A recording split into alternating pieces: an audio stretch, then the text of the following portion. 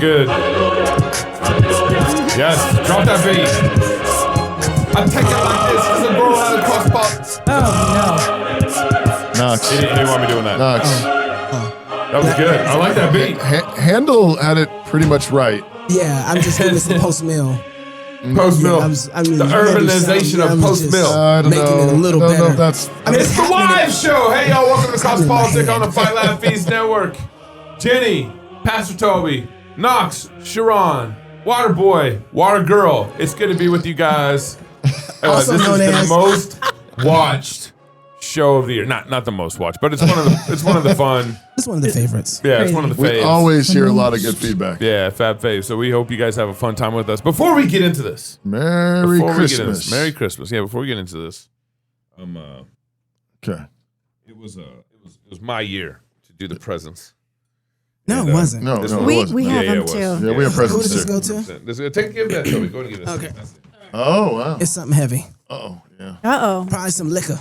100. Yeah. I was hoping it was a book. From Gabe. This is better than a book.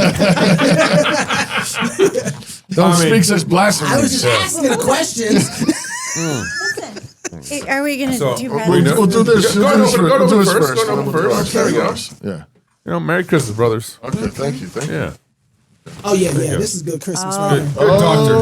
Good doctor Look right at there. that. It's about 14 years. This is wonderful. Thank you, Gabe. Maldini, 14. This is nice. Yeah. Caribbean cast. Bro. I'll take that. It kind of levels up that juice right there. Well, and There you go. the cowboy dust. So you gotta tell everybody Yeah. about this. What is Cashy's this? little So face. this is yeah. So this That's is cash. So cute. you know, we're having fun. I'm teaching my son cash. basically. It I'm is. starting It's a little cash. business with my son called Rusty Wrench Barbecue Seasoning. And so this is the seasoning recipe I've been working with for years on this. Rusty Wrench is the name you went with. But so my Rusty. dad's nickname in the 90s was Rusty Wrench. He worked at Texas Instruments and they heard wrench. They heard the word wrench and they're like, and he's a rusty dude. He's a rusty dude. I think it works for tools. I don't know if Yeah, Rusty for Wrench. food, So, it's a little different. Rusty Wrench Barbecue Seasoning, Cowboy Dust. And this is our, there's a lot of Texas different. born, backyard built, forged on smoke, seasoned by time. I like that. That's good. Did you write that? And I did. And then I wrote this. This Beautiful. is me and Cash's favorite part about this. Seasoned on earth as it is in heaven.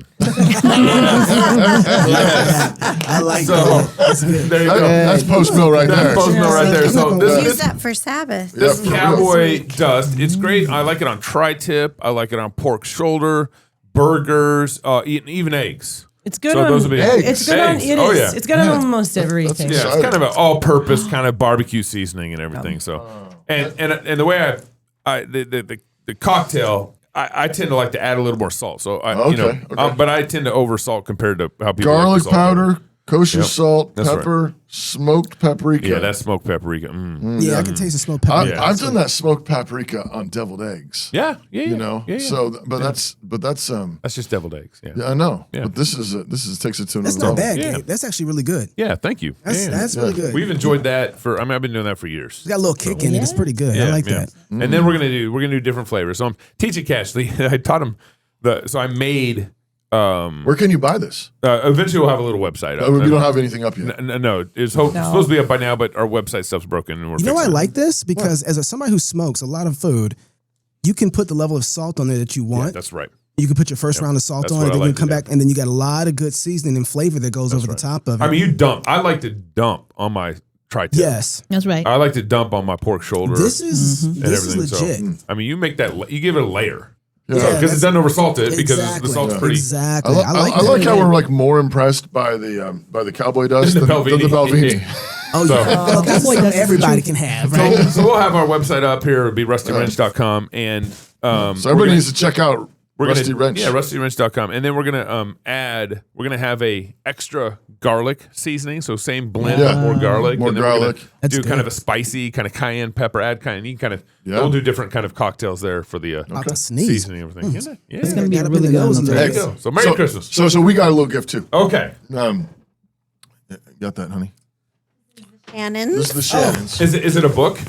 This is the Shannons. Got me- oh, thank you. Thank you very much. I didn't get you a book. Because you wanted a book, so I was just. Oh snap! Okay.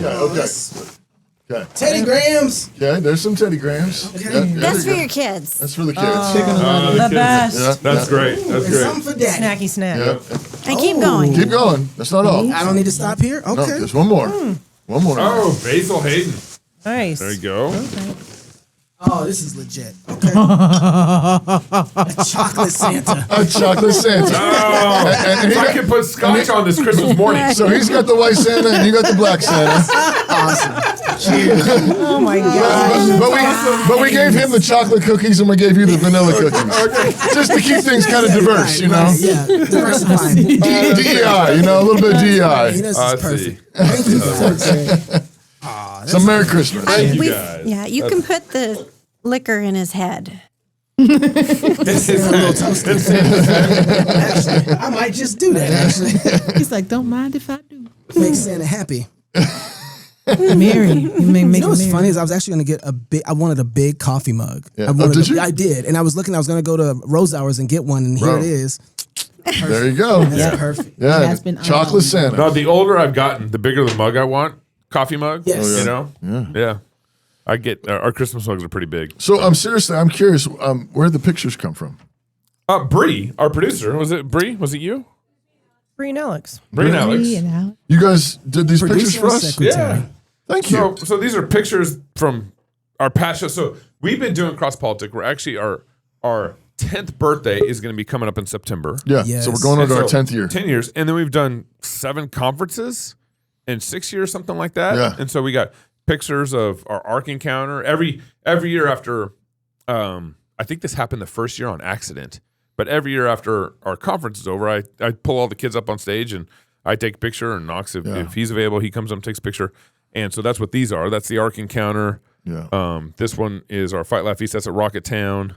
And then one of my favorite. I remember when he posted this on Facebook. Can I see, can I see it? Yeah, I don't this remember. is a great That's little every fan. Easter we do a picture. every Little fan Easter? pic. Yeah. Yeah, every Yeah. Easter. Oh, that's the whole fam right there. Yeah. The Shannon clan. Look at And what? that. That was 2 years ago? Look at Was that a that. year ago? That one was this. Oh, that was last year. Sunglasses. Man, that's really fun. That's super cool. And then here's just a lame picture of just the 3 of us. Yeah, I know. Boo. It's just seen us. We aren't that exciting. What is that one? This is the picture of look this at that. River's wedding. That's when y'all made another government. That's right. We made another government. That time we Look built at it. that. And that's That's right. that's our people. That's going to be us one day, babe. Here we go. Let me see that. That's beautiful. Yeah. That's beautiful. How long how's it been married now? Year and a half. Okay. Year and a half. Yes. Yeah, they're. Has your budget at the home changed at all since this has all happened? Oh, sure. I think it's more Grocery expensive. budget, way down. Way down grocery budget. Yeah. River's gone. They still come twice a week, and River still goes to the pantry and opens He it. comes in and just checks the pantry. He doesn't eat from it. He just looks. And he goes to the changes fridge. how He's just Going. like, I'm just gonna keep an eye on this. Keep an eye on this. That's an old bad habit from being a son. Yeah. So good. Checks it out. Checks it out. All right, so So for, am I supposed to light these candles? yeah, you should. You know, like bring these- a little more festivity to the Christmas show. These Advent candles. I don't Yeah. even know if I can reach them. I don't. Bree, we didn't plan this I out. can. I might be able to do it if you. I can do some if you can't do You the can do others. it. You can do Yeah. it. There you Now go. it's the whole thing like, what is he going to burn? Right. This is the. You gotta light the furthest one. I should probably light the furthest one first, There you Mrs. Shannon. She's like, you're Yeah. gonna Yeah. hurt It was yourself. singe. Yeah. Thank you. Are these candles smell good? Or are they just like some regular candles? We just got some They- regular old What'd you candles. do, I mean, Bree? you Don't even wanna- smell good? All right. I think you got it. No, you got it. Yeah. Yeah. It'll be all right. Okay. Now it's I Advent. hope that makes everybody feel This is better. not how I light candles at home. I put gas on it and I light it. Just like, oh wow. Okay. I think. It's Where am I? Okay. Okay, there you we all right? you got it. You getting tugged on? Yeah. I'm All right, so for tight. the wives' Christmas show this year, we had a bunch of people submit questions. Yes. These are to us, so- audience questions. So these are audience questions. So you guys get to a little insight on how the audience is thinking about this wives' Christmas show, and our staff. I'm going to start. We got them in order, but I'm going to start with unwrapping a question. So we're just going to start there Okay, because it's Christmas. because it's Christmas. Because it's Christmas. And It seems like this is like really nice that our staff would wrap the questions, but I actually think that they're trying to say like, let's see how difficult we can make this for y'all. I think I don't think it's a Yeah, I nice know. thing. I'm a little. Yeah, I'm actually a little suspicious. I want to know. I want to know what like DJ and Bree did. Yeah. Well, Pick their favorite one? nice. Oh, they did They it. like That framed them and everything. Yeah. And put a bow on each one. Laminated Y'all it. ain't getting no raise. Knock that off right now. Okay, so the first one is, what's the most challenging thing about being a new parent? And the person who wrote this said our firstborn's due any day now. So man, they might have a Christmas baby. They might Oh, have, come on, baby. and they probably don't want a Christmas baby because they won't have the baby now. Yeah, But probably true. What was Yeah. the most challenging? Toby and Jenny, we'll start with you on this one. What was the most challenging thing about being a new parent? It was so long ago. Yeah, 20 years. So this is what I remember. This is not really a direct answer. Maybe something will come to me as I talk. But I remember we brought River home, and you know, and we're just like, you're like excited, like we got Well, a first baby. off, you're like, the hospital let me go with like this we got a baby. That's real. And I remember, you know, like the first night, the baby cries, and you both pop up and like run into the room, and like, you know, and I stand there and I don't know and watch, and she, you know, change the diaper and, you know, feed him, and about the third night, she looked at me and she said, "Honey, there's not really anything for you to do." Well, you had asked, can I do anything? I Yeah. said, yeah, I don't really think so. And she said, "Why don't you just sleep and I'll let you know if I need anything?" And I was like, "Okay, all right." You know, and but anyways. We so enjoyed being parents because we'd prayed for 4 years for River. And so I think every dirty diaper, every inconvenience was just so welcome because we just thought, this is a gift. We've waited so long for him. Because you guys had some years there. You kind of struggled to get Yeah, pregnant for them, we prayed for 4 years. Yeah, and didn't you have a miscarriage during that time too? Yeah. Yeah, he's a rainbow baby. So I think we just really enjoyed everything. And River was an easy first baby. So we thought we were like great parents. Then we had Felicity and we realized we're like everybody else. Yeah. Well, in River, all he needs is food. Sorry, Felicity. But still, all he needs is food. Yes. It's true. It was all he needed was food. That was it. Yeah. That was all he needed. He was the happiest baby as long as he had food. That's great. And actually, it was part of I don't know. Like I think part of how the Lord allowed us to like go into ministry was because he would like travel so easily, and I would travel to like preach at places, and he would just ride in the car. And as long as he had some food, he was good to go. And he was just we called him our gypsy baby. just He could took him he'd go anywhere, you know? That's amazing. We took River to the theater till he was like almost 1. I think Yeah. we did that. And he would that just too, yeah. conk out in a seat in the middle of the theater. And we just kept on going to the movies like it was no big deal. Yeah. I think it was around 1 when he started like waking up and he'd be like, and making noises. And we're like, oh, I guess these days are over. Yeah. You know? But, We did the same thing a couple times Yeah. with our Yeah. sleeping baby. Yeah. Anyways. So what was it? What was it? The hardest thing was knowing that they are already built to be all right. Oh, maybe. Yeah. I mean, I think probably for us, I mean, I don't know what you think, but I think it was adding like baby 2 and baby 3 They were the hard ones. where it was a lot more challenging. And I think it was challenging because of the multiplication. And then you know, by the time you got, 2, 3, you're, the older ones now like mobile Yes. and, dangerous. Yep. And you got to try to keep him alive, while you're trying to keep the little babies alive and entertained. And then I think our third one, especially, She was a preemie, We've told the you story know. on the show before, but she was a preemie. Jenny had preeclampsia, was hospitalized, and then it was like just a really traumatic Layers of, pregnancy. yeah, and then you got these, 2-year-old and a baby, or how old was Felicity? They were Or 3 and 1. 3 and 1 when Toby was born. Oh, Just And- about And so, four they're just like busy, NICU. just busy, Yeah. That was a harder transition. In some ways, going from 1 to 2 was harder juggling. And then by the time you got 3, even though she was sort of a traumatic experience having her in the NICU, I felt like we could like manage the 3 a lot easier. That was like we were broken in. Yeah. I It's, mean, it's easier once you get more, huh? Yeah, you could tell Yes. us. it's I mean, it's really is the same. It is the same muscles and same principles, but every kid's different, and you learn that too. Where you like, there's certain things you try and you're like, oh, that don't work with this one. Yeah. And so you Yeah, have it's to, but again, the same principles, but different applications, and you have to remember that every kid's different, and that's part of how you remember their frame. Knox and Sharon. Yeah, you tell us. First baby. Hardest thing Go about ahead, babe. First I'm baby. gonna see Think if you're about thinking what parenting. I'm thinking. Nope. stature. But like, I think the hardest thing is just figuring out. I mean, you got yourselves, and you know who you are to one another, and then you're figuring out with this new little soul who you are to them. You know, like, I mean, because it's like you said, baby cries, we both come running. What are we going to do? Right? Like, how do we handle that? I'm going to handle it one way, you're going to handle it another way. And is that still okay? You figure out, like, I'm not tossing the baby up 11 feet into the air comfortably. It's entertaining for the kid. She It's still totally feels some type of way entertaining. about that moment. No, It feels like she still feels some way about that. right. No, so then that's what you figure out. You figure out, like, this is who we are as parents, right? And so you're just working your way through that. And it's like, well, what, You think am I calling you know the your emergency husband. room? You think you know your husband. And then you until have the a baby baby. shows Until up. he throws the baby up in the air. You're like, that's my baby. And she's loving it, right? Like, she's like, yeah, and I'm like, oh, I wasn't thinking that, but It worked. it totally works. So you realize there's this whole other piece of you haven't really had a reason to express Yeah. until the baby comes. To be fair though, this is a double-edged sword. So I'm tossing the baby up and catching the baby. The baby will like be on their seat or wherever, and those little seats that keep them propped up straight. You know, those little bumbles. yeah, Bumbo seat, yeah. And yeah. then they'll roll over, and then they'll fall and bump their head, and I'll come running like, oh, "Is she okay? Is she all right? Do we need to go to the doctor?" She's built for this. Like, are you sure? You just let the baby fall out the chair. Like, oh, she's fine. I'm throwing the baby up 12 feet in the air. That's scary. Sure. It's like, oh yeah, she just rolled over. She'll be okay.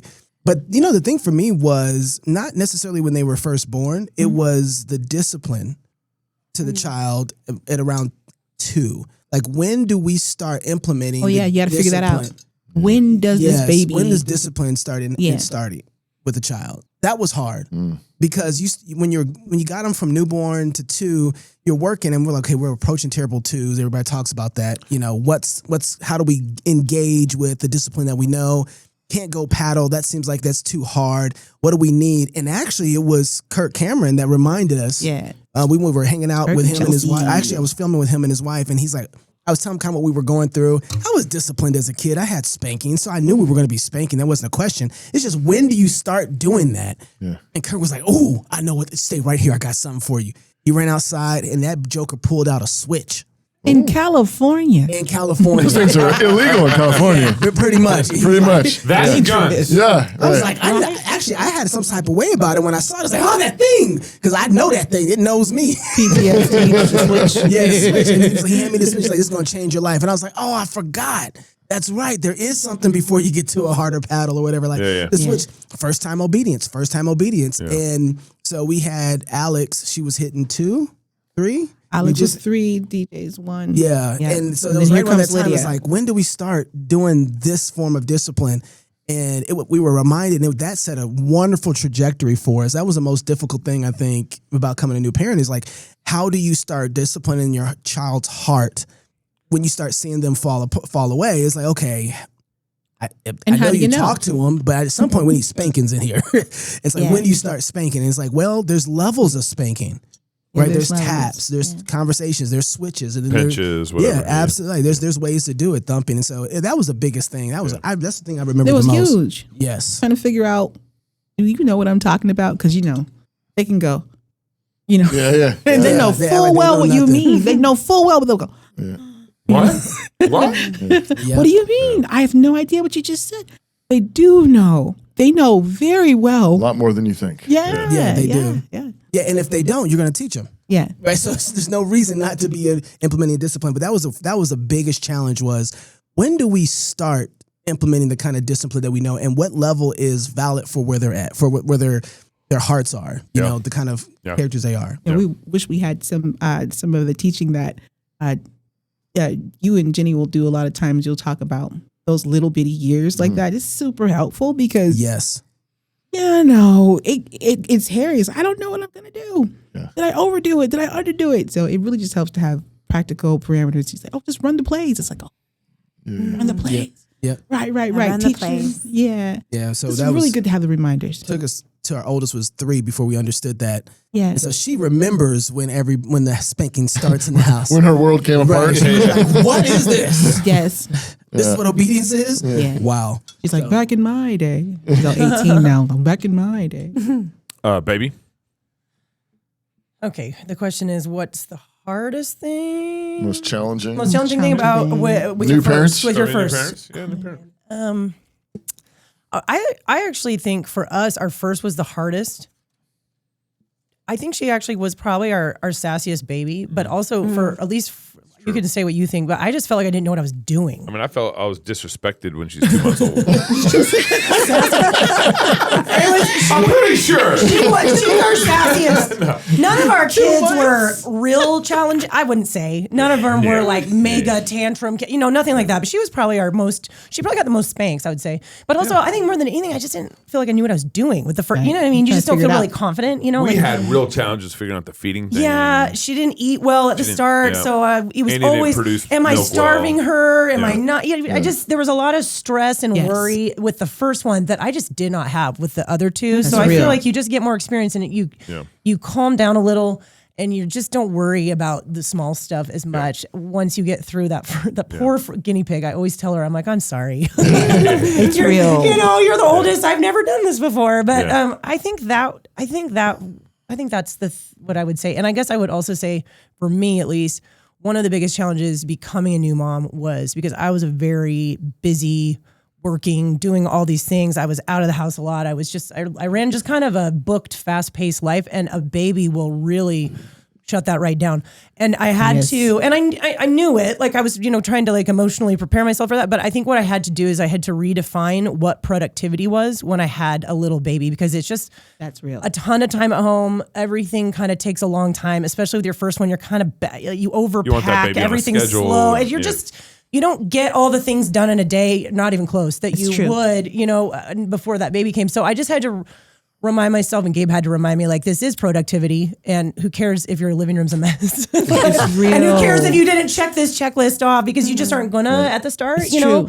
And then as you add more kids in, like you guys talked about, it maybe just gets a little harder there in the little years. So that for me was something I had to work through, and then it was a challenge, but it was good, to just redefine those things. Yeah, I would agree with that. And then I would say when you go from 2 to 3 kids, that was, we go from man-to-man to zone defense. That was hard for you. There's a big shift. I don't know. Cash was just such a big, fat, happy guy. He was. He's like River. Just food, We just did it in the different order. He was like a nothing burger. Like I just was like, this is great. Like he was so easy. We love you, Cash. Yeah. You mean anything by it. And now he just makes the seasoning. I mean, he was just. I do think it depends on what kinds of kids you have too. It's true. I think it does. It's very true. You never know. Yeah. I remember after having our son and then having our daughter. Yeah. And to your point, Gabe, about you thought she was sassing you at 2 months old.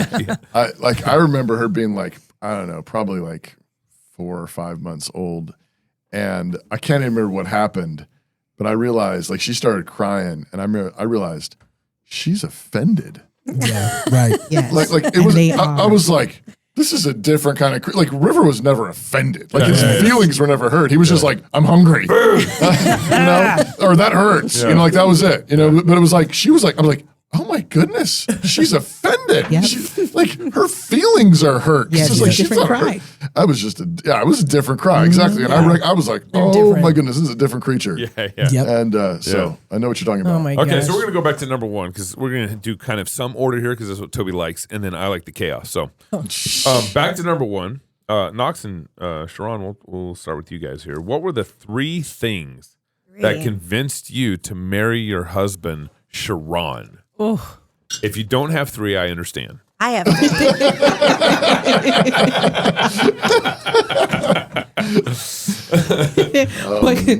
3 things. Let's see. Only 3 things 3. that That's a convinced tough me. one. Only Only 3. Listen, yeah, no, I looked at this question. Okay, so 3 things. There's a lot of things. But like His look at beard. this guy. His beard. He didn't have a beard yet. But there's dimples under there. Oh, really?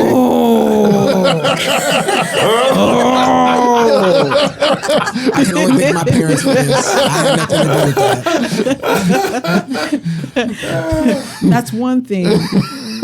But we were friends, right? So like we grew up friends. And so then that's the other thing is like we're always around and want to be around. That's the other thing is like you figure out like, oh, no, you're hanging out with your friend and that's just a friend. But no, I actually really, really want to be around. And it's like, I don't really like when she hang around.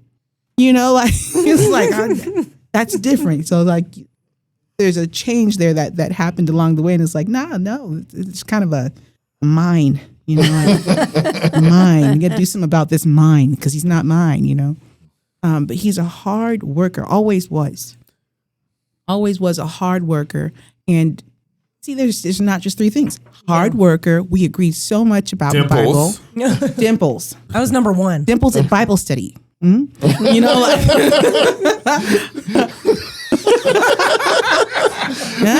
Bible study is better than dimples. It's getting warm in here. It's getting warm in here. Dimples and Bible study. Hey. Oh my gosh, that's like Someone's gonna mean that. Hallmark single. movie.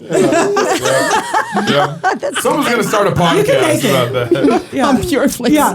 That's the There's been worse titles. Pure There has flex.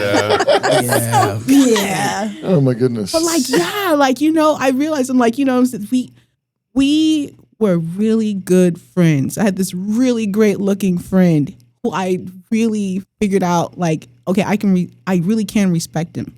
He carried himself to be respected. I don't respect people. I didn't grow up with dad in the house. That's true.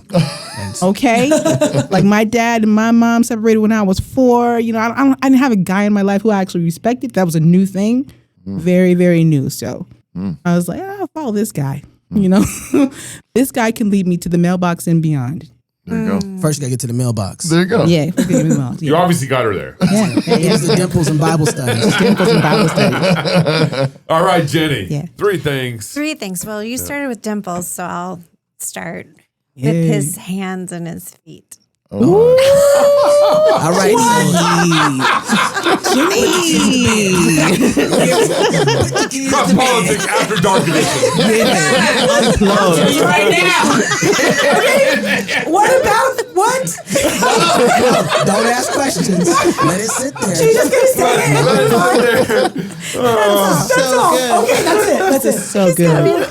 You've got to hold their hand You do. the rest of your life. That's true. and their feet might touch you in bed. That's true. You know, they can be gross. They can be gross. So She's true. right about that. You're actually really right about This is that. facts. Yeah. Clammy, Take notes. sweaty hands Yeah. all the Yeah. time. No thanks. Nobody You wants see it that. out Deal there. That's breaker. some practical information that people need to lock But in. I Nobody know. got time for the rest. Write Yes. it down. Write Clock it down.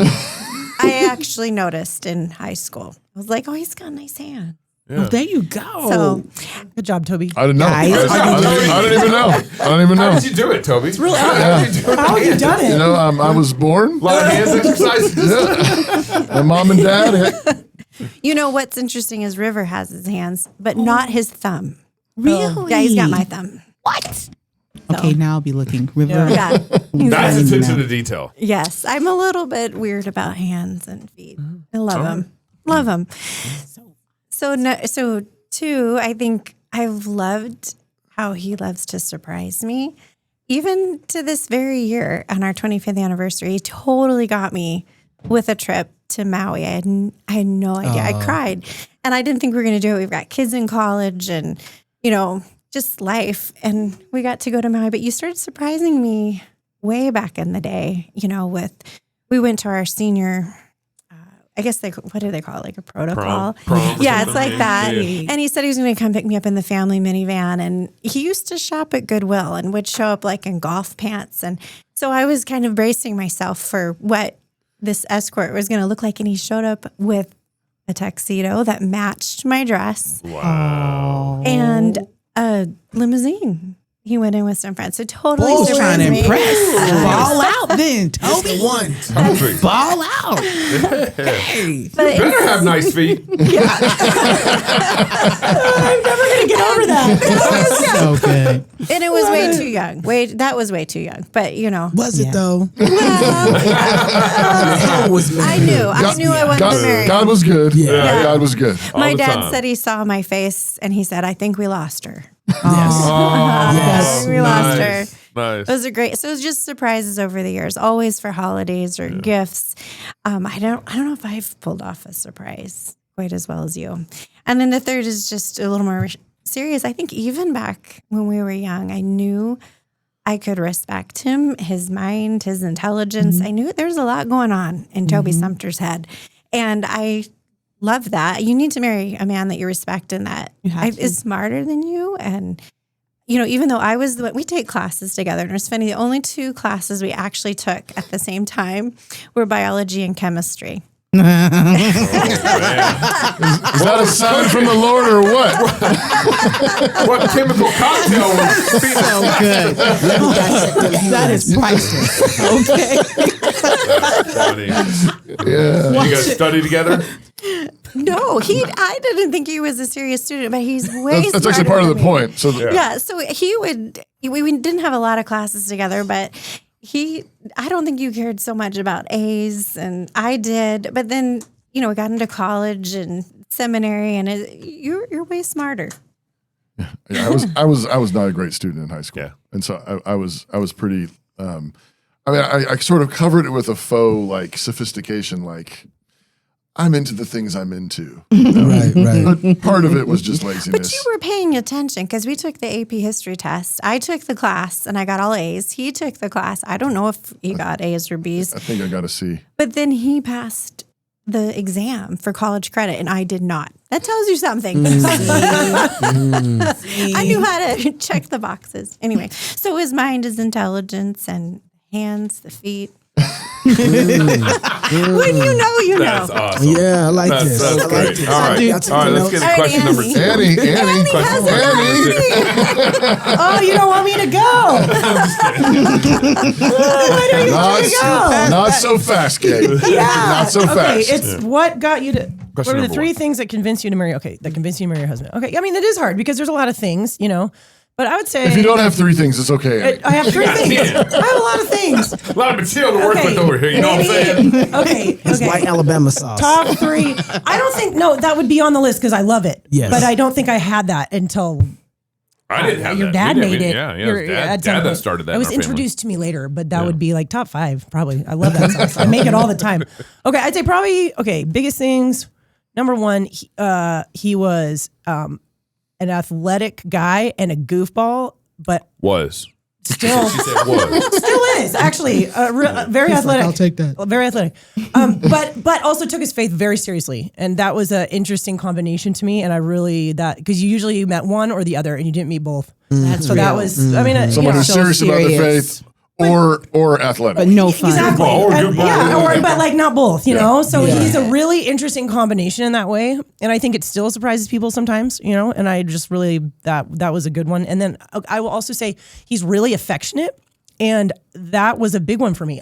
That's your fault, baby. Well, I'm saying I like I it. can't help myself. I come from a very your fault. I come from a very not really affectionate family, like just kind of reserved, like not a lot of that, you know. So that was really I loved that, and he's still that way.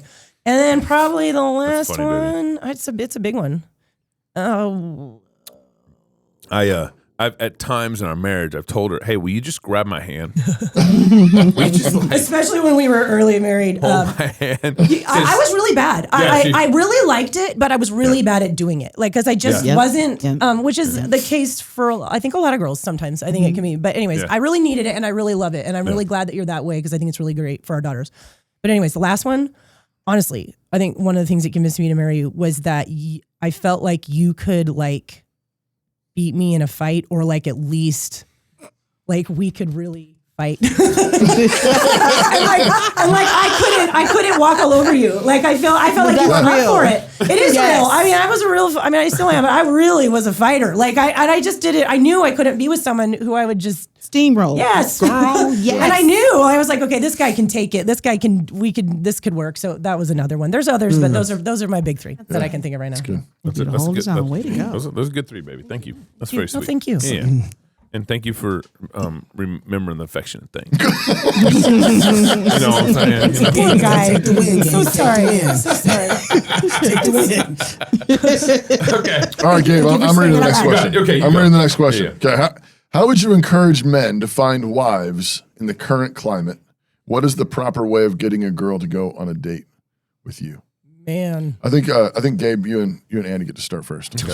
Sounds like two different I wish questions. I knew what context this was asked in. I mean, it's Modern, current context. So it sounds our current like dating culture. like a dude or a parent of a son is like, seriously, how do you even do it? Yeah. In How do you find a wife, but also then how do you even like ask her out. ask a girl in the out, context of like what the kind of the Me Too culture, like everybody's all. It's just hard to do. Guys are. Yeah, and It's hard to ask girls out. Just What, you well, think I that's guess like- this is to my answer is. I mean, I think right now a lot of men just lack the balls to do it, and men need to be more courageous and going and asking a woman. I think there's kind of just a basic thing here, but I would say added to that right now, I think it's.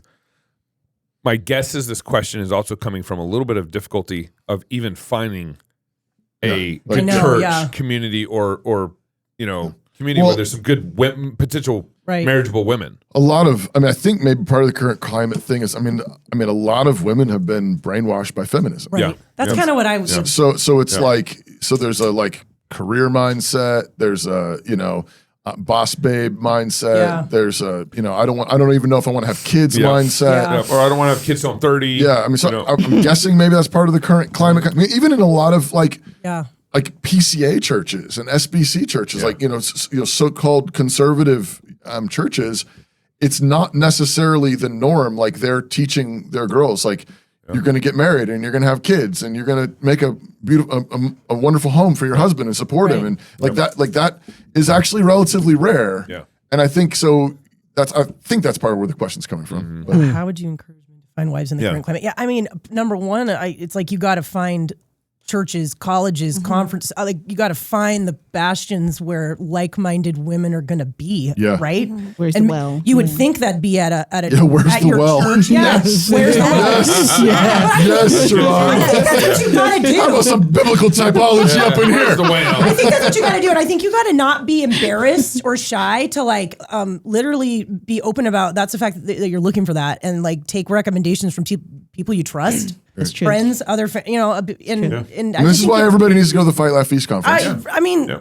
Because that's Your we odds got a are great better singles there. group. Your Yeah. odds are better than at a Starbucks or Right. wherever Well, else. And if you, know? don't have a good like community, church community, then things I'd be looking for is like, okay, where's a good pastor preaching? Because you look at the pastor and he's probably going to have some good dads in that church.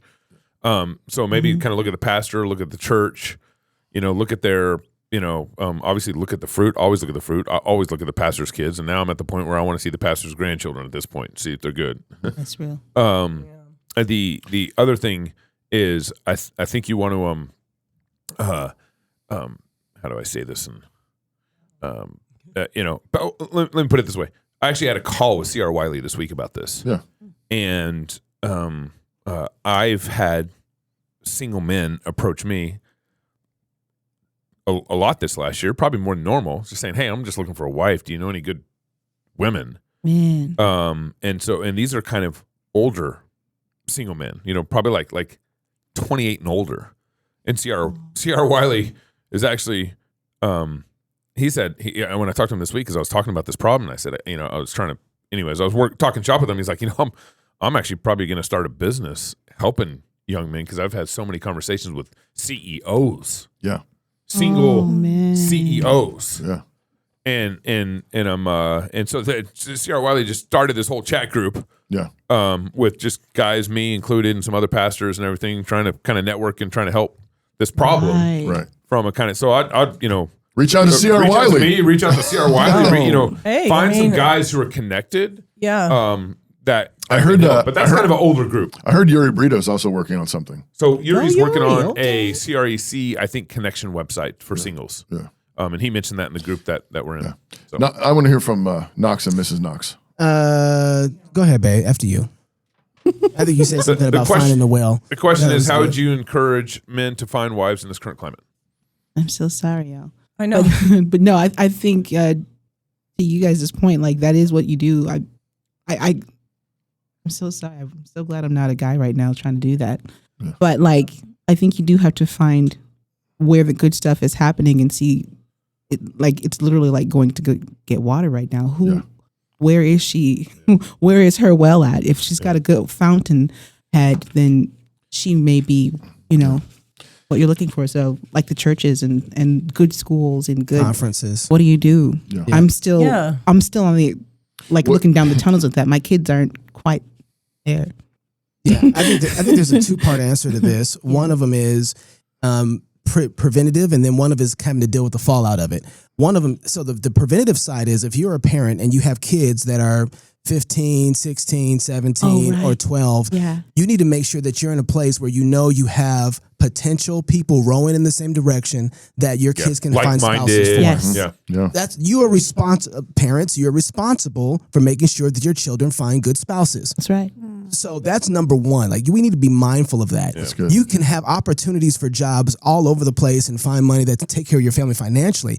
But then when you look and you say you got a 15-year-old, and if you move, there's nobody rowing in your direction that can marry your daughter when you're that's there. There's You can no leave Christian your daughter community. hanging high and dry Yeah, for You a just while. traded your future Yeah. for, Yes, for right. what you thought is your present. Yeah. Right. Don't do those things. That's a good point. Be willing to move, Be right? real- Yeah. You have to, Straight by out the of the time your Book of kids Ruth. get turned 12 or before, you need to find the place where you see Christian growth, Christian values, Christian community developing, and say, we need to be there because that's where my grandchildren are going to be. That's really Yep. good. So that's the first thing that I think we need to do so that we can stop this, because this shouldn't be a problem for us. Yeah. But it is a massive problem for us because we aren't thinking about the next generation. So that's first. Like right now, before you even your sons and your daughters should not be asking these questions in the next 15 years. Make sure that they don't. Right. Build and live so they don't have to ask this question. That's the preventative. That's the preventative side. Yeah, that's good. The second half of that is you're going to have to go and move yourself wherever you are. If you're 20, if you're 19 or whatever, look, there is no wells here.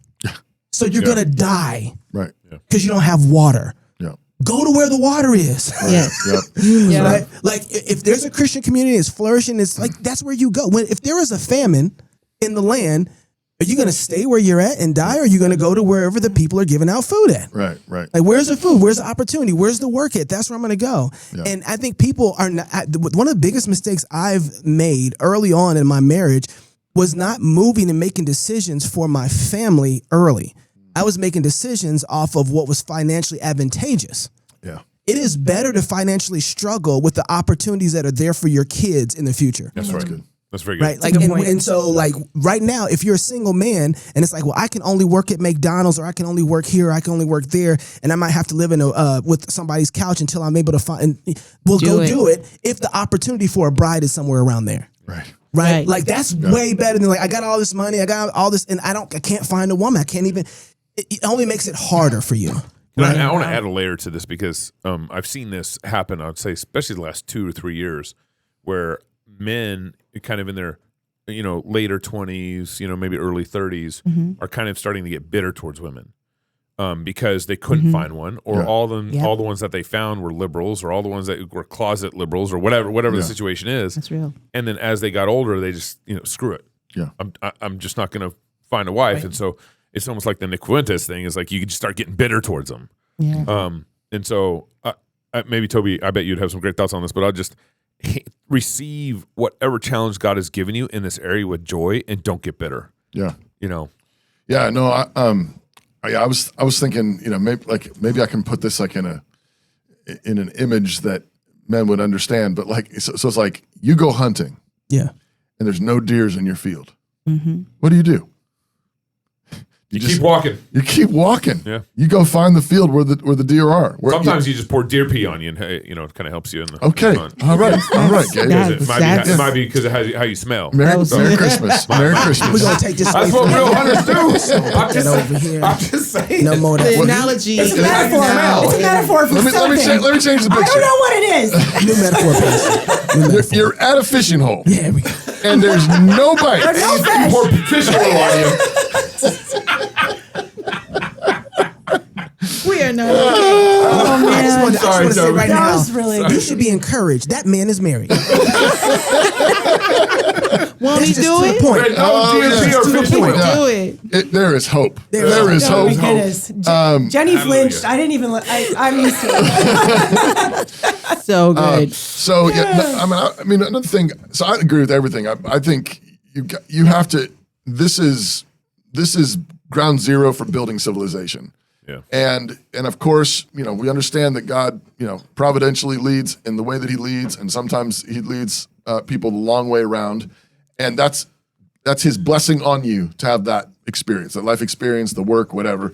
But when you say, I know I need to get married, I know I need to be married, then you can't really do it half-heartedly. That's true. You can't obviously make the woman appear, but you absolutely can make a point. I'm going to go to the conferences. I'm going to go visit those churches. I'm going to visit those communities, whatever it is, so that I can meet people, so that I can network. I'm going to reach out to Gabe. I'm going to reach out to C.R. Wiley. I'm going to reach out to Yuri Brito. I'm going to reach out to these pastors that I respect, and I'm going to say, do you know anybody? Do you know anybody that could help me?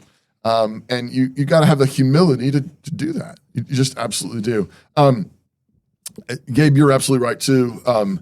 Bitterness only makes you less marriageable. That's true. So that's shooting yourself in the foot.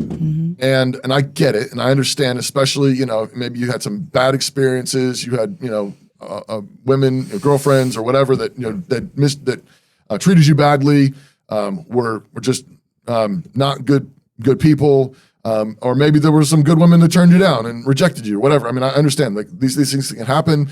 Maybe you had a bad courtship situation where her dad was really difficult Crazy. to work. Deal with, whatever. So I get it. I mean, I'm a pastor. I've seen pretty much every kind of messed up kind of situation you can see. And yeah, you need to be in the position where you can recognize that no matter what has happened, no matter where you are, if you are a child of God, then you need to be able to look to your Father and say, thank you. That's right. Thank you for these circumstances. Thank you for this situation. And thank you for all of the hardship. Thank you for all the rejection. Thank you for it. Because that's you believing that your Father hasn't allowed anything into your life that wasn't according to his plan and purpose, for making you into the kind of man he wants you to be. But if you're bitter, what you're doing is you're actually resisting that sanctifying influence. You're resisting That's right. his blessing on you, even though he wants to give you that blessing in a way that you don't want to receive, even though it's a painful way. Last thing I was going to say is stop looking at porn. Yeah. You can't find a wife like that. Yep. You need to get free. You need to get clean, and that has to be a huge priority. You can't. You need to expect that any girl or girl's father worth her salt is going to say, "Are you pure?" And you need to be able to give an honest answer that's not embarrassing. There's always there's frequently has been some sin in the past. There's frequently struggles and all the rest of it. I don't mean that. The embarrassing one would be, well, I only looked at porn 3 times this week. Yeah. That's true. Yeah. Any woman worth her salt, any father worth her salt would say, well, then come back to me in a year when you've been walking in purity and fighting it. Yep. That's not me saying that you have to be perfect to get married at all, but it is me saying that you have to be you have to actually be fighting that sin faithfully and demonstrating a track record of actually winning. Yeah. And if you don't know what that is, you need to get help. You talk to a pastor. You need to talk to an older man, someone who can actually hold you accountable and actually help you get free. And you can. And one of the greatest lies of the devil is just you can't. You're never going to change. Nothing's ever going to get better. And that's true about guys that have had a hard time finding a wife. The devil says, "Yeah, you're never going to find a wife. All the women are butch liberals. All the women are feminists." Well, no, that's not true. We live in a community with hundreds of young marriageable women who love the Lord and want to be wives and mothers and make homes. And there are other communities like ours around the country. Yep. And it's a minority, but it exists. So go find them. Okay, Knox, you want to read number 3? Nope. Go ahead.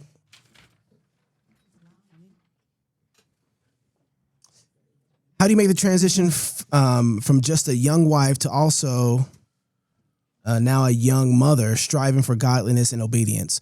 My husband and I are expecting our first baby girl around our first anniversary in May. Wow. We got a couple here. Congrats. And we're both new to really, truly striving to be godly people. I have been part of the CRAC family. Hey. However, not actively involved nor seeking to be a part of it until this past year when I was saved, and my husband has never been a part of that community nor any church before marrying me, and he is now also striving to become part of the CRC family. Love that. Welcome to the party. Yeah. Okay, so what's the question again? How They're going to be parents. transition from just a young wife to also now a young mother, striving for godliness and obedience. It sounds like just new to the CREC. Yeah. Find you an old person and do not let them go. I mean that. Like, find you somebody, like this is, and I think this is also preventative as well, but older folks, I'm getting in that category. I just realized I reach UNC status, which means I'm probably the category I got to find young man. Like poor young bucks. But it should be in the design for people like you to have older folks around that you can look at and see and say, okay, I'm going to play Keeping Up with the Joneses and Sanctification with these folks. Right? Like, I am going to learn from that woman. And if you have to piecemeal a person together because they don't have time, then you find multiple women and you piecemeal it together and you hang out with them. Nothing was better for us than when we moved to Moscow and going out and fellowshipping with other godly Christians who had 3 or 4 generations of godly blessing through their family, and then just watching how they operated and letting some of that rub off on you. Be like, oh, wow, that's really good. Wow, he came over the house with a wooden spoon in his pocket. He used our bathroom 3 times and they didn't make anything of it. Yeah. Oh, the milk spilled and everybody just was calmly talking while everything just went put back together, and I wonder how they did that. Yeah. And so just being in the fellowship with godly people, this stuff just starts, it's a part of the culture. You embrace the culture of it, but find you somebody who's older and godly and might be a grandparent, has some time on their hands, and you take them for coffee. You invite them over for dinner. Yeah. You spend your time around them and their family. Make a point to go talk to them after church. Every week. Right? And you buy their time if you have to, whatever you do, but you get with those people and you hang out with them and just be in fellowship with them.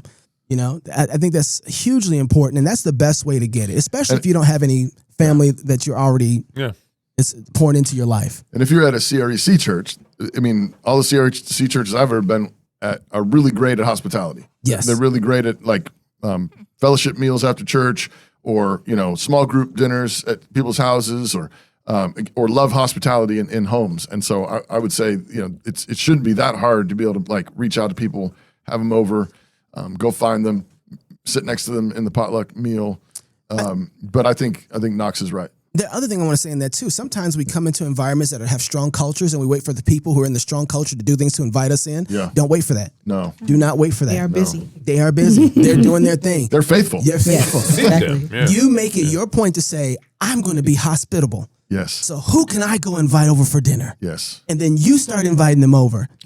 Like, don't wait for it. Like, don't wait for that to be active. You are actively seeking somebody out to disciple you in the ways of God. It was one of the great providential blessings of God in our early marriage. Right after I graduated from college, we signed a lease on a new place, and it was a month-to-month lease, and like 3 months into it, the house sold, and our rental, and then the people that bought it booted us.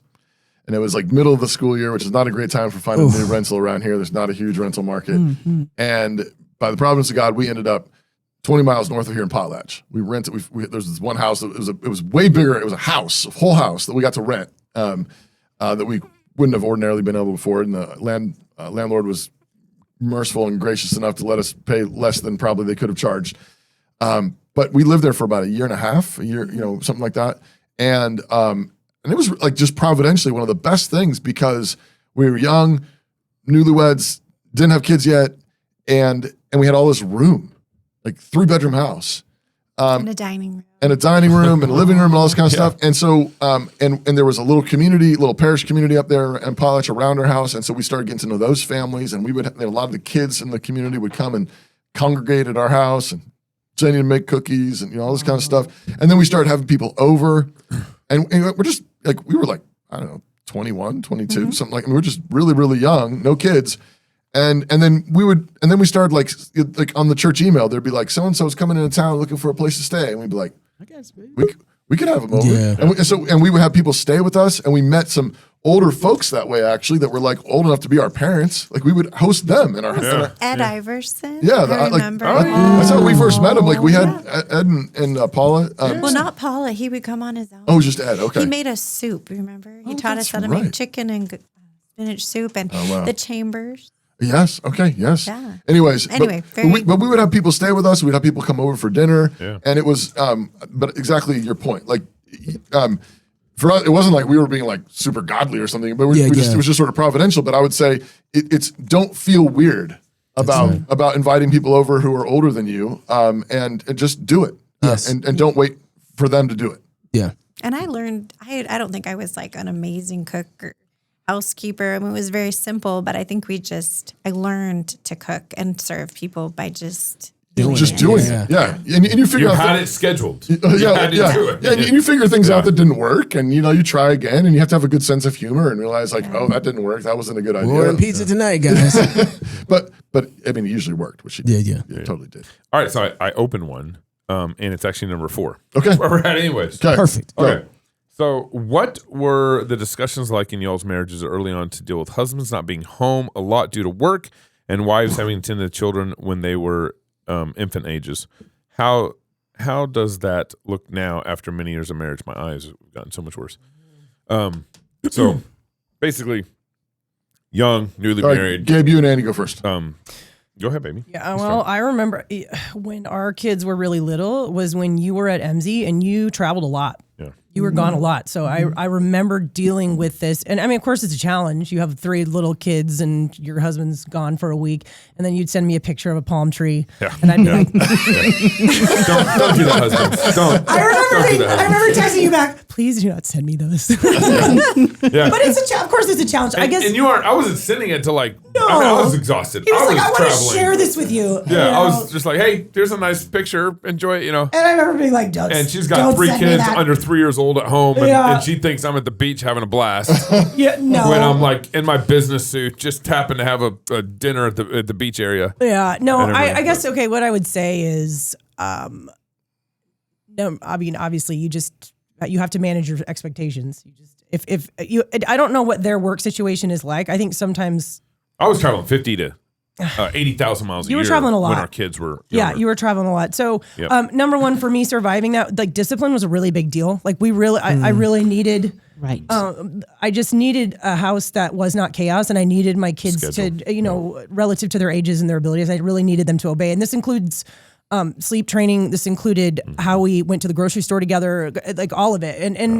And I think you have to put those systems in place. And husbands, when you are home, you really have to help with that because sometimes moms are really overwhelmed, Yeah. And we had all kinds of things that we would do. Like the kids would, when I would check out at Winco, the kids would sit on the water bottles, like that are. So they weren't in the wall. like all little things, and they would just sit there, and they knew that's what they did, and then I would get them, and we would go. So like just little things, but you have to practice that. You have to rehearse it. You have to talk about it in the car. You have to sometimes go home because they did not sit on the water bottles. And I remember doing all that, but it paid off, and it made it so that when he would leave, it's just like, okay, we can. It's always hard. I mean, it's a 2-person. You want two people there, really, but but it was doable, and. I think that was probably the biggest thing was just, and you being encouraging about that and us just making sure that we dialed that in, stay in your bed at night. Yeah, I would add to that. Things like that. Usually because I was working, I'd travel, Monday, Tuesday, Thursday. Usually Monday through Friday. Usually is when I would travel. Sometimes, occasionally on the weekends for a conference or something. One of the things that I did was on Saturday mornings, I just told Annie Saturday mornings yours. Do whatever you want. And I would take care of the kids or do whatever. When you were home, that was really nice. And so that helped because she's obviously with the kids when I'm traveling. She's with them 24/7 for 5 days or something. Yeah. And there's having a nice little downtime, or she'd like to go just work out or go. Well, and when you have little grocery kids, whatever I mean, Saturday morning. It's a gift to just be able to do something. But you're just like, wow, that was so fast. Yeah. When you're not. So that was really nice. I think that was helpful. I think that was really. I forgot about that. This is a long time ago. We don't do that anymore, really. I mean, not really, but when the kids were younger, giving her Saturday mornings, I think, was really helpful to the travel We experience. make our kids leave on our Saturday mornings. Yeah. It's a whole different thing, you know. I can see that now. I'm kidding. Yeah. So, Those were probably the most intense. I mean, it is the most intense time when it's like a baby, a toddler, and a slightly bigger toddler. It's intense because they just all need so much help. They just can't do much for themselves. You know? I'd add another practical thing here. And actually, this helped me. Like, I wanted to have conversations with the family while I was gone. So I couldn't do that every night because it's either bedtime or I had a work meeting that went late. You know, you're on East Coast time, Pacific time, whatever. But I loved doing FaceTime with the kids and praying with them as much as I could on road trips. Yeah. And that was fun. Usually because my wife just needed some time. She's like, I need to go do dishes. You pray with the kids. Here's the iPad. You Talk to your FaceTime with dad. the kids and everything. And so I talk to the kids and Hold daddy. then pray with them, and then I'll end up calling Annie later or something That's like true. that. But usually it was another break from our wife to be able to catch That's up on good. something. Oh man, I else. haven't thought about those years in a long time. I know. One more thing, I will say also, if you are in a position as a husband who's traveling a ton, if you're able to financially invest in some help for your wife, a house cleaner once a week, a mom's helper, some babysitting, don't forget about that. Yeah, It's That's good. You can That's good. I just pay the money and help her out That's right. if you're gone a lot. You know, not all good. jobs are as family friendly as others, and I just pay for it. That's good. That's what I would say. But Any other thoughts? Shannon's. Babe, you have to deal with this a lot. that's right. there was a long question. Yeah. So, Basically, What are your conversations like? Oh, the That's what conversation. between husband and wife when you're Yeah. dealing with that. go ahead. I got lots of thoughts on this. Well, you know, you have to be careful not to sink into the woe is me. That's the easy thing to do. Yeah. It's especially like I got 6 kids, 6 and under. You know, you're there. You're like right in the trenches, Yeah. and it's like, okay, you know what I'm saying? Obviously, if God put me here in this space at this time, then I must be able to do this. I need to call on him to do it, but I need to do it. And you just have to choose. Also, you have to choose joy, right? You have to you have to choose love. You have to choose, you have to, Knox traveled me before. He knows what third day's like. dude, like, yeah. And he's out, like, it's the pictures. Like, and I like the pictures. See, I like to see you're hanging out with who and which foreign place and eating what kinds of food. I was thrilled, right? I'm living vicariously. But also I have like a spit up stain right here, and so it's an inglorious spot, where you're at, and it's no one's like, you have to just cheer yourself. And so, but yeah, I also you can't, as a wife, you can't let yourself be jealous. That's something that we can deal with, of being like, he gets to go out and about, and right now I'm right here. You'll get there, but you have to like really get, content. Yeah. Content with where you are, and you just, is there spaghetti on the ceiling? We're still gonna have a tea party. It's you have to find the humor in where you are, and it's not always that way, right? Like, right now it's not that way for me, like, anymore. For years, the kids went everywhere I went. We moved away from family. We did, we were in a place where it was just, we didn't have, so I went to the nail salon, they went to the nail salon. I went to the hairdresser, they went to the hairdresser. Mommy's getting eyebrows arched. It was crazy work. But they did really good in hindsight.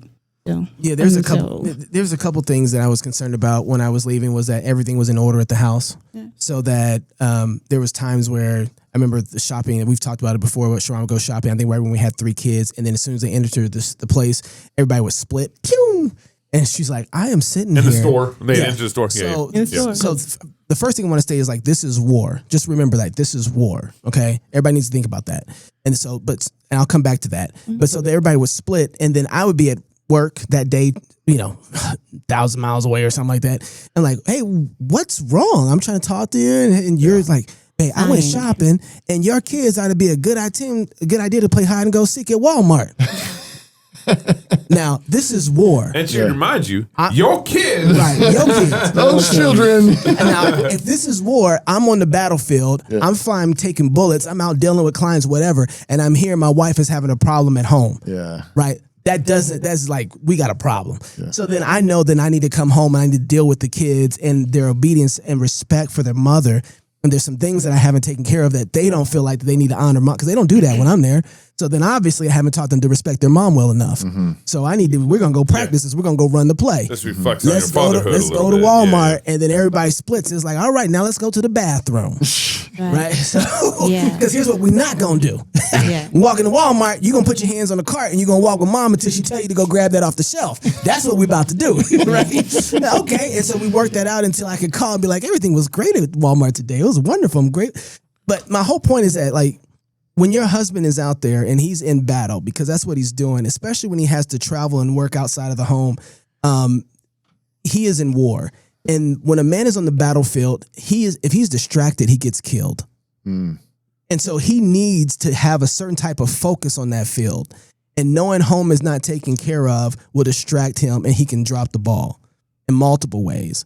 And so he needs to know that he needs to take care of his home, and there's times he needs to know that. And Sharon was very careful when to reveal to me some of the things that were going on so I could take care of them, so that it wasn't in the middle of battle where I was distracted. That's good. But I did come home and I dealt with those things. But also, the more that he knows his home is running well, and the more that he knows that you're holding it down and you can't wait to see him and things are going well, the more he's going to go fight for you guys to create opportunity where he might not have to be out there all the time. Yeah. And so it really doesn't matter how well it's taking care of those things in the home, and how well that you're performing there, and the joy that you're taking in doing the job that you do at home. That's good. Honey? Yeah, it's gotten easier as the kids. Well, it's interesting. As the kids have gotten older, it's less desperate. But when you travel, it's never our favorite. We all love when Dad's home. It's the best. But when he does go on trips, I try and make it very sweet at home. Right. And so we actually kind of have some routines that we do when he leaves. And so the kids actually even joke. They'll say, "Is the cat away?" Which means things like we'll get mint chocolate chip ice cream because he hates mint in dessert. Or we'll get Panda Express, or we'll go to grandma's and watch a movie. Yeah. We just do things kind of out of routines. And I use it as a time to be productive in other ways, like working on projects. Sometimes I attempt crazy things like, how about I paint a room, or, and don't, Every time I go to my house, Jenny did that. It's Jenny's fault. He had great ideas. Super productive when I'm gone. Super. Yeah. No, so we make it sweet so that, even now. Yeah, that's nice. You turn it into a get to, not a got to. Yeah. You turn it into that. I think one of the things too, just in terms of like rhythms, because I know again, it's like when the kids are little, it is long. It can be long days, and you haven't, had any adult conversation, and it's diapers and puke and crying and all day long. And Dad's been working hard. So just in a normal week, like Dad's working hard all day long too. Yep. Right. And I tell dads, like, and your job's not done. That's right. I mean, when you go home, your job's not done. Like, and I think I can remember when the kids were little, I think some of my like most important prayer times were on my drive from my office home. Yeah. And unfortunately in Moscow, everything's only like 5 minutes away. So it didn't feel like it was quite a long enough sometimes to pray. No. High power prayers. But that's what I was like, Lord, please give me strength, give me energy, help me to bless my family. Yes. But you got to get in the game. Like it's war, and you have to have your head in the game. And your job's not done. Like no matter how hard it's been all that day, your job's not done. And so you want to walk into the house ready to bless your family. Yes. Bless your wife, and that I remember us. We would sometimes talk though about how I could do that well. And I think sometimes it was, really just focusing on the kids so you could focus on dinner or focus on whatever you needed to focus on. So I was, corralling and just do that. Sometimes it's also includes then also making sure that we engage in some way because, you're exhausted and you're running on fumes and it can be tempting to just be like, just put something on and we'll just watch something on the couch. And, and sometimes you do that, but actually engage. And I think there were times where, the man didn't, man brain, and she's like, Do you care about me? You know, I've only been here keeping your children alive all day. And I was like, oh yeah. And so learning to, you know, let her talk, ask her questions. How was your day? And how did it go? And that kind of engagement is really important. And I think sometimes when you don't engage with your wife, you don't connect with her, and you don't, over some period of time, she's really running on fumes, and then it can not be a happy place. Yeah. And sometimes she might not even know exactly why it's not happy. Yeah. It's just not happy. Yeah. Something is wrong, and it's like you're working long hours. The kids are difficult, and I don't know if you even care about me. Yeah.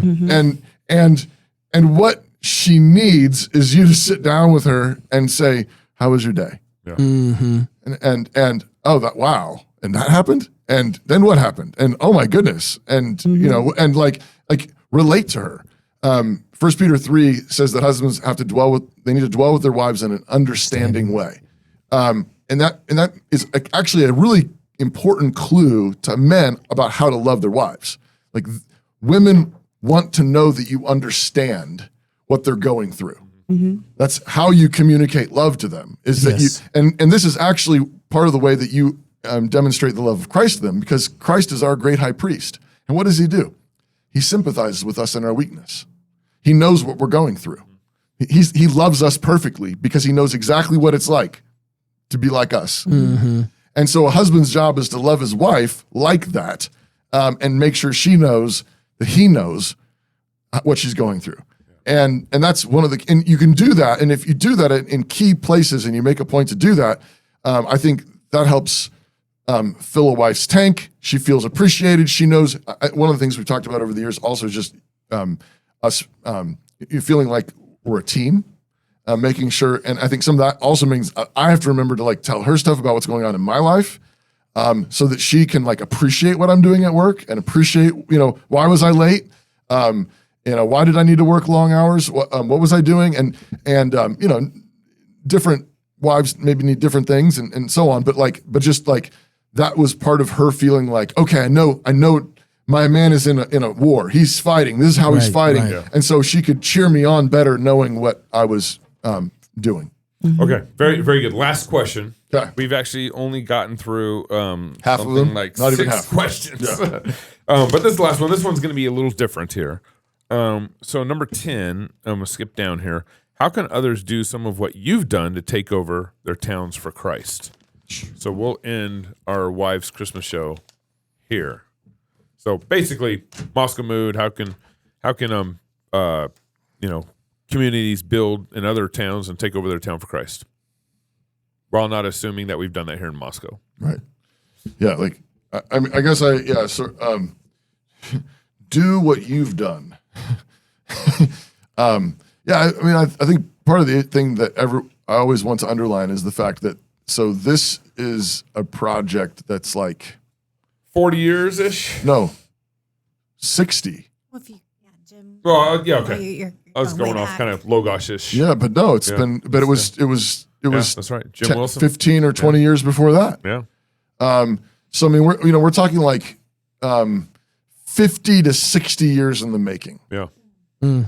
So that, first of all, think that way. Right. So this isn't and it's 50 or 60 years of extraordinary blessing. But what you're seeing right now, on CNN or on Canon Plus or on Cross Politic or at Grace Agenda or whatever, what you're seeing now is the blooming of one flower. Yeah. On a plant that's been growing for 60 years. Right. Or maybe there's a couple flowers. I don't know, but it's you have to recognize that it's so small beginnings. For many, many years, it did not look anything like this. It was tiny, tiny churches, Bible studies. The church, Christ Church, started in an auto body shop. Yeah. With Doug playing a guitar up front. Then went to a bowling alley. And they passed, the offering bowl was a coffee can, I think.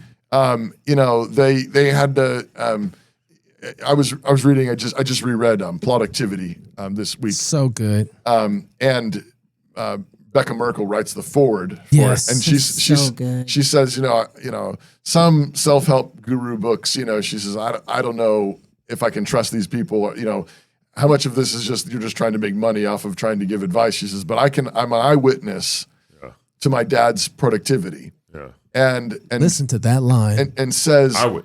and she says, I remember how in the early days, she says, he used every minute to be productive.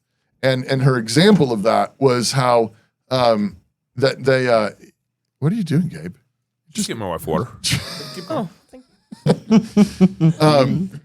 Her example of that was when in the early days he had a just tiny little pickup truck, old beater pickup truck, and he always kept a book with him. And whenever he came to a stoplight, he'd open a book and read another page at the stoplight. Oh, there's a red light, and then put his bookmark back in and put it down when it turned green and drive. Now he does Audible, audiobooks, where he, in his 5-minute commutes, he just push play and listens to another 2 minutes of a book because that's how he plods through things. She mentions how they started Logos School, and he started teaching them Latin, which he had never learned. And so he signed up for a Latin class at U of I so that he could teach Latin to third graders and fifth graders. And she said, and so he was learning it while he was teaching it. And then because they didn't have any church offices, between classes, he would go out to his pickup truck and read a book in his pickup truck. And she said, and he even did that in the wintertime. He just turned the truck on and turned the heat on. And that was his office. Right. There was no office. So people think, you have to have a lot of money, or you have to have buildings, or you have to have a lot of infrastructure. It's no, that's not. I mean, maybe sometimes God drops a bunch of stuff in your lap, but most of the time that's not what God does. Right. Usually it starts with a tiny little seed in the ground and then a little tiny sprout that doesn't look like anything. And the little sprout grows a little bit bigger and a couple of leaves and a couple of leaves and so on. I mean, when I got here, I think there were about 200 people at Christ Church in 1998. There had been 12 people in New St. Andrews College the spring before I got here. And the first 2 graduates, who are Becca and another gentleman, there had been that was the first year that graduated anybody, was the spring of 98. Graduated 2 people. 2 people. 2. Spring of 98. Wow. Yeah. So I remember visiting. I actually came and visited, and it was the last disputatio of the year, and Becca was giving her thesis defense, and she was very great with child, and she was with Knox, her firstborn son, and I was just looking at this. It was a classroom at Logos School, and there's 15 people in there. This is their weekly assembly disputatio, and she gave her thesis defense. Oh, wow. But I thought, it was tiny. There's nothing. It was barely anything there, but I could tell they were serious. Yeah. They meant it.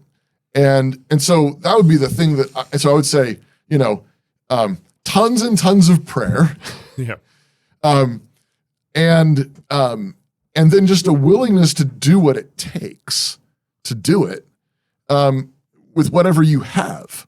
There's a real principle. When Jesus feeds the 5,000, it's really striking. Jesus says, these people are so hungry. And the disciples we should send them away. And Jesus says, no, you give them something to eat. Jesus tells the disciples to give them something to eat. That's right. That's right. And he's teaching them a really important lesson. And he says, and they say, where are we going to get food enough for all these people? He says, well, what do you have? What has God given you? What does God? And they say, well, we got, a few loaves of, fish, a few loaves of bread and a couple fish. And Jesus says, let's give thanks for that. And he gives thanks for that, and they start handing it out, and it's enough. Yep. That's the story here.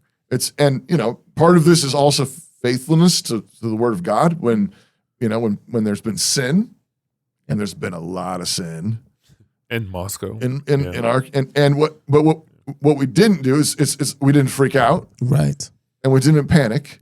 We did like the family with the milk. Yep. When you spill the milk, what do? Clean it up. Yeah. When somebody, commits adultery, what do? Yeah, you bring the gospel to bear. You got to repent. You put things right. You tell the truth. And if they don't want to put it right, then they've got to be put out of the church. Yep. You deal with sin. You just deal with it. And so, we could add a whole number of other things to that. But I would just say those would be my 3 key ingredients would be start where you are. And remember that Moscow had many, many, many years where you could see nothing. Yeah.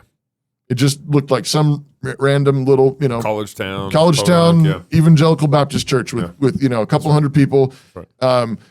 just trying to raise the kids and worship Jesus. How long have we been here now? 12 years, babe? It'll be 12 years in March. Yeah, we'll come. I think it's 12 years. To add to that, and I'll say very little, but to add to that, a chain is only as strong as the links that are in it.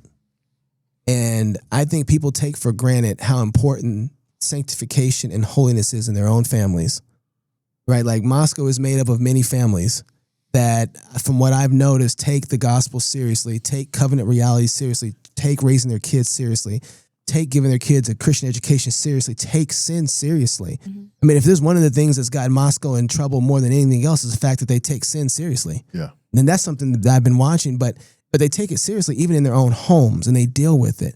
And I think we take for granted too much how important Christian living is in our own home and the outcome of that. You are bringing up in your home is a seminary for the church and for civic society. That's right.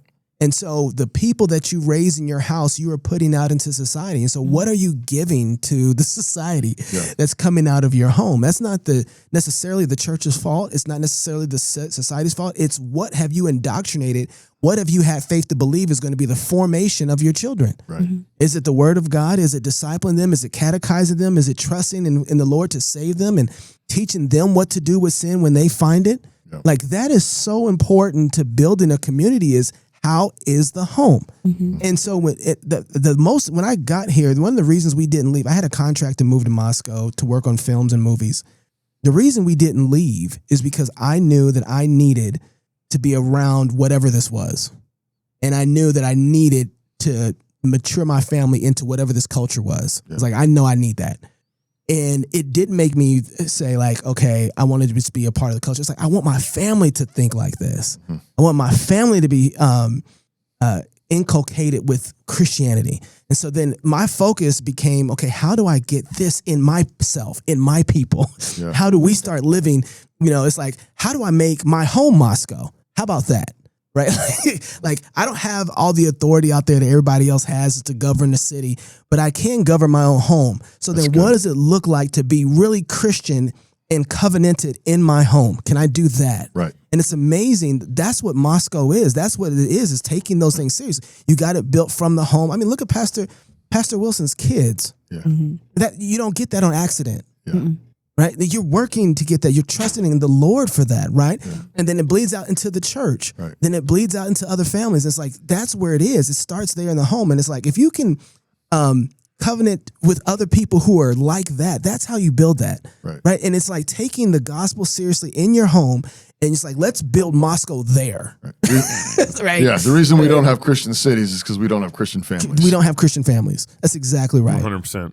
Yep. The confessing sin thing, you can't emphasize enough. Yes, whenever I think about confessing sin, I think of Psalm 19 and Psalm 51. And the older you get, the better you should get at confessing sin. Absolutely. Yeah. Yes. I think part of, as you grow, there's this weird pride that can kick in where you don't, confess your sins like you need to.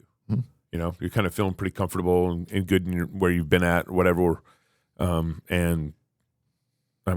Confess sin. Second thing is, I wasn't really taught this growing up, but here I was, is prepare and this might come off a little trite, but it's not. Get your kids excited and ready to go to church. Like, church is fun. Mm-hmm. Like and I remember growing up, I felt like I was just going to church because I was being dragged along. Like, don't create that culture in your church. figure out like, Sabbath dinners. We practice that in our community, and we try to make Sabbath dinner a lot of fun.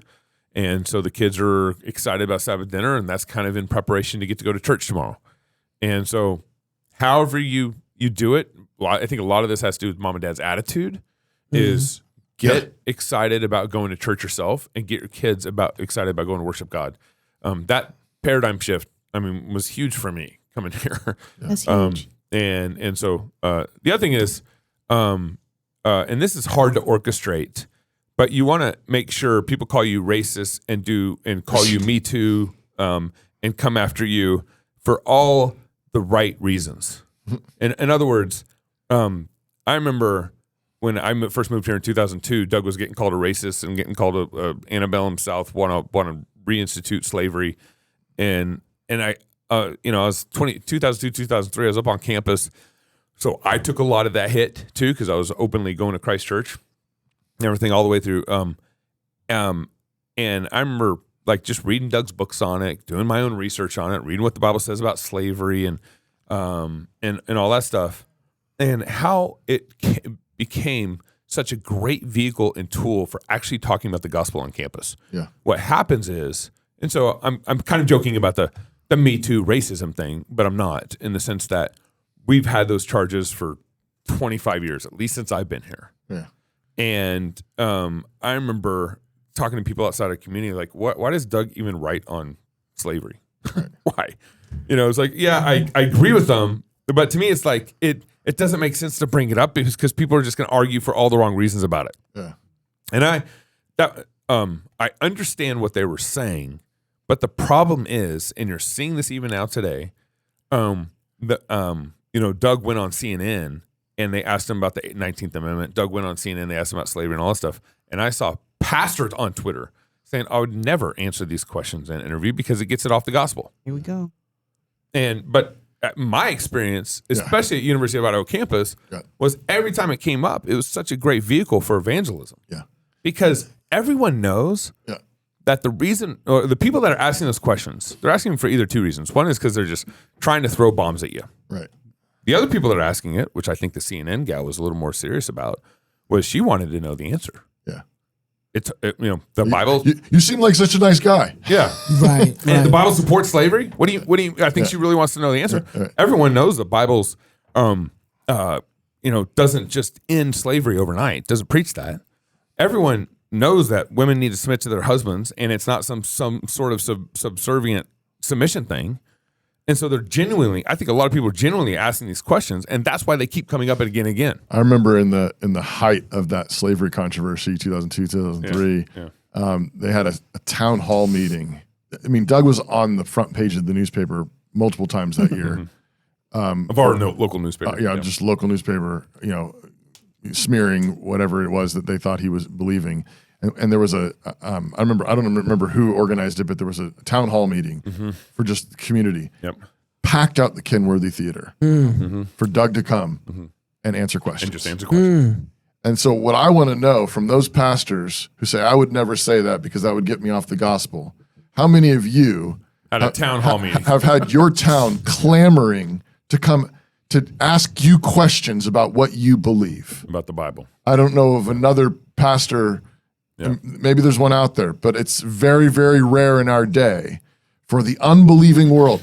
Most pastors have to go around knocking on doors just to get some of the attention. To try to get to a conversation with an unbeliever. Yeah. And God bless those pastors that do that. Yeah. But to have the blessing of God on your ministry such that you have hundreds and thousands and now, probably tens of thousands, maybe even more in our country, clamoring to know what you believe. Yeah. It doesn't get much better than that. But what an opportunity. And what did he do? He presented the gospel to them. Of course, he told them what the Bible says about slavery and what the Bible says about sexuality, and all because Jesus Christ died, was buried, and rose again from the dead for the salvation of sinners. And here's the thing that won me over, or really struck me about this when I first got here. I'll never forget this. It was so good for my soul and so good for me to hear. Is Doug said the most simple thing. I think it was from the pulpit. It wasn't even directly to me. He just said, "Hey, just make sure you have no problem verses in the Bible." Yeah. And then all of a sudden that that makes you change your whole mind about how you think. You need to know all the Bible. Mm-hmm. You need to have no problem verses. And if you do have, and it's not that you don't have problems that you need to work through, it's that you don't have a problem with the verse in a way where you reject it. Right. It's that you're in principle willing to receive the word of God in every Bible verse that's presented to you, and you're willing to receive it, even though you're searching for the answer, you're asking your pastor for the answer, you're asking your friend for the answer, whatever it is, but you aren't throwing it out because it's a problem. You're seeking God's word because it's like, I need to know what God is trying to teach me, even in these hard verses. And that changes the whole way how you receive God's word. Amen. You're believing in faith. It's like, okay, God, I have a problem with this verse. I'm having a hard time with it. Why did you write it? What are you trying to say here? You're receiving it, but you aren't doubting it. You aren't pushing God away and everything. And that I have no patience for those kind of people. But this is because Doug taught that. This is why he doesn't apologize for anything. Right. That's the Bible says. That's just you know nice. what I'm saying? That's because he's a good Christian man. But I don't have tolerance for that. But I'm saying don't. so many I just- people have problem verses. Look, when you become a Christian, you the whole Bible is something that you believed. Period. Got the end. And if you can't believe all of it, then you don't have salvation, right? Like that's just the bottom line. Like whatever the Bible says, I believe it. I can't understand it all. I don't know exactly how it all connects, but somehow it's right. When he told them to drink whatever they liked, I don't like alcohol. He's like, hey, you've got victory. Enjoy some strong drink. Oh, I thought alcohol was bad. That's interesting. Huh. Yeah. That's what it said, though. right. But it tells him, Peter, it's like, hey, if you are a slave and you have even a harsh master, you submit. Woo! Yeah. That's what it said, though. I think coming up charismatic, there was never a place for like, ooh, I think I disagree with that. Mm-hmm. That wasn't an option. Yeah. No. You when you checked in and I believed the gospel, your heart was tuned to believe everything that was in scripture, even if you couldn't physically defend it or in some sort of way rhetorically defend it. It was like, it's true. I don't know what to tell you. I believe it. Right, and I miss that kind of attitude in Christians a little bit. It's like, because I think you got these pastors like, well, it gets us off the gospel. And so then you got these people that come in like, I believe the gospel. You mean it gets you off the word of God? Yeah. Imagine. Well, and it's like, Imagine. but then they create this dichotomy between the gospel and everything else. The in red scripture. letters. Right, Yeah. exactly. The red letters. Exactly. Yeah. And it was like, look, so you believe the Old Testament that God was okay to kill all the Amalekites? It was like, yep, I do. Yep. That's what he said. He God, he get to decide. He's sovereign. Are you a Calvinist? Never heard of it, but God get to decide. I do know that much, right? Right. It's like, that's where we came in at. And I think that there's a childlike reality to that. And it's like, you got to be at that point. Yeah. And it's like, I know Christ and Christ crucified. I know that it's his world. I know he died to save. I know he has all authority in heaven and earth that belongs to him. So you got to believe what he says. Yeah. Like, and I think there needs to come a time right now, not to lose the beautifulness of rhetoric and argumentation that it wins people and woos people. I want all of that. But there needs to also be this kind of like, God said it. And like, that's it. Is your heart there to receive it? And the thing that you're struggling is not whether God said it, but whether or not you want to submit to all of God's word. Right. Like you have the problem, not God's word. Right? Like you have it. And so God said it, you need to obey it. And if you can't obey it, you need to ask God to give you a heart that wants to obey this, wants to believe this. That's where the problem is. And some of our fancy rhetoric has gotten in the way of just telling people, you have a problem believing God and his word. Yeah. That's just the comes bottom out to. line. That's what comes out Yeah. to. Yeah. And so I agree with you. I have no tolerance for that. So All anyway. right, Knox. Yeah, Let's roll I us do want out. to say this. I do Yeah. want to say this real quick before we go. Yeah. This is our last show of the year, Yeah. Yeah. Yes, it and is. so 2025 Merry Christmas. is in the books. Happy Merry New Year. Christmas, Happy New Year. I was doing some study, going through our best years that we've had at Cross Politics, for at least for the last 4 or 5. Numbers, downloads, all that stuff. And even though 2022 was an amazing year, 2023 was a better year for us. Okay. 2024 was a better year than 2023. 2025 has been better than 2022. And 22 was a great year for us. Wow. And so and that's all because of the people who listen to this podcast. Yeah. And so I want to say thank you to everybody who has downloaded a podcast, everybody who has shared it online, everybody who's left a comment on the iTunes, everybody who has become a club member. We are here because of your club memberships. And I just want to say 9 years. we've been doing, and thank you. Going on 10. Thank you so much for all that you have done for us over these years. We've been able to bring you great content, feed our families, hopefully inspire you to do things for the glory of God where you're at.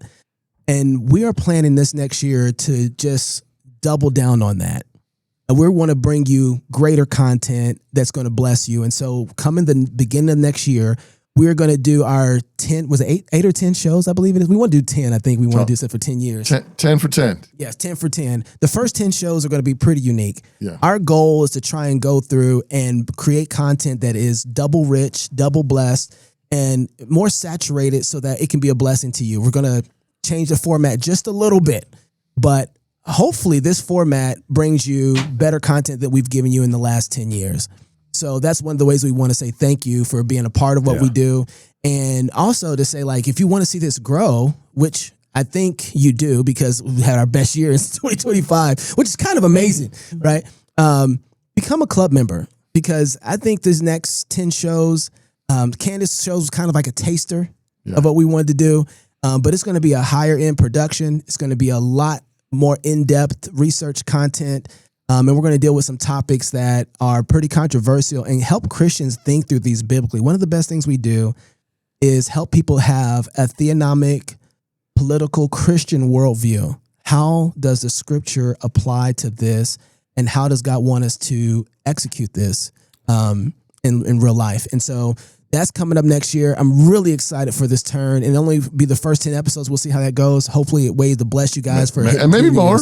And maybe more. Could be more. I would like more. Top 50 of 10. Top 50. So if you're not a Fight Laugh Feast Club member, now would be a great time to sign up and help us produce greater content. How do people do that? Crosspolitic.com, or you can, if you download the Fight Laugh Feast or the Pub app, you can become a club member inside of the Pub app. If you download it right now, go right to the Pub. Lots of content too that are for club members. Yes. I mean, most of it. I mean, when we love the fact just that you support us, and we're There's a so whole paywall back there. But there's a lot of backstage content. Our we've conference also organized a lot of the content we've done, like top 10 shows, stuff like that. A lot of all of our past conference talks, all that kind of stuff, and some other cool content that's just there for club members. But something I'm really excited about this coming year is the Substack. Yeah. So the Substack is we're going to start delivering more articles to our audience every day, which is, I love it because right now Substack, if you want rich content, like that's where you go. Yeah. And so we're putting on our Pastor, you're going to be an editor of the Substack. So we're going to get all our magazines are going to be there now too, right? Yep. And so that's going to be fun. So, you want to sign up to become a Substack member because I think you're going to get a whole nother level of deep and rich content on our Substack that you're not even getting on the day-to-day shows that we have out. So that's exciting. Am I forgetting anything? Well, the club members get access to Substack. They'll be getting access, not yet. We got to work out that technology. And anybody who signs up through Substack will be getting access to our Substack too. One of the things that made Cross Politic grow so fast and so well was the conversation that you guys were having with each other because of the show. Yeah. And what we want to be able to do is make sure that we meet the needs of our audience so that you guys can continue to tell people, hey, there's help over here. There's a well over there to get some water. Yeah. And so we're going to be doing a lot more of that this coming year. Hopefully, be able to bless you guys. Am I missing anything? Is Mrs. Shannon going to sing us a song? Oh, I forgot about that. Do you have a song in your spirit, Sharon? A psalm or a song or something. I was just thinking, like, it's just not Christmas. What's about Psalm 1? Which version? She's got some versions. The one that you sung, Blessed is the Man. Blessed is the man who walks not in the counsel of the wicked, nor stands in the way of sinners, or sits in the seat of scoffers, but his delight is in the law of the Lord, and on his laws he meditates both day and night. And he is like a tree planted by the streams of water, yielding fruit in its season, and its leaf doesn't wither. And all that he does, he will prosper. The wicked are not so, but are like the chaff the wind it drives away. They are like like the chaff the wind drives away. Amen. Awesome. Doc, Thank you. John. If you're single, get married. If you're married, have you some kids. If you have kids, go baptize them. Until next year, love God with all your heart, soul, mind, and strength. Love your neighbor as yourself. Go fight, laugh, and feast. This is Cross Politic. Merry Christmas, everybody. Merry Christmas. Happy New Year. Merry Christmas. Happy New Year.